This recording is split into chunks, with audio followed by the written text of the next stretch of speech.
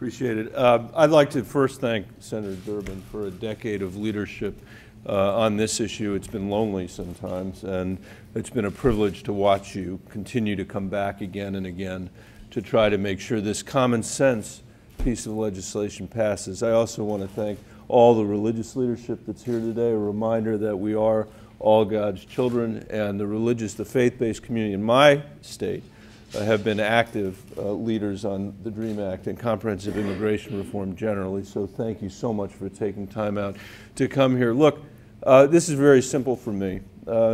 I used to be the superintendent of the Denver Public Schools, and day after day after day, I would meet with kids. They didn't think of themselves as kids. I thought of them as kids who were in the 9th grade, who were working hard, who had been in this country since they were crawling, and knew no other country but this country, and wanted no other achievement than to go on to college or to serve in the military.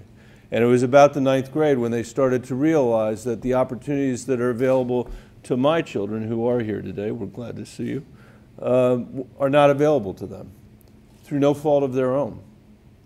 The DREAM Act is a very common sense, modest step to adjust the law in a way that will benefit not only the dreamers that go to the Denver Public Schools and to schools throughout the state of Colorado, but will benefit our state, my state, and our country, because there is nothing that is of more use to us than having an educated population or the military service of our young people, and that's what this would correct. So I look forward to working with Senator Durbin and others to make sure we get this passed. It was not long ago, people here should remember, that this was actually not a partisan issue.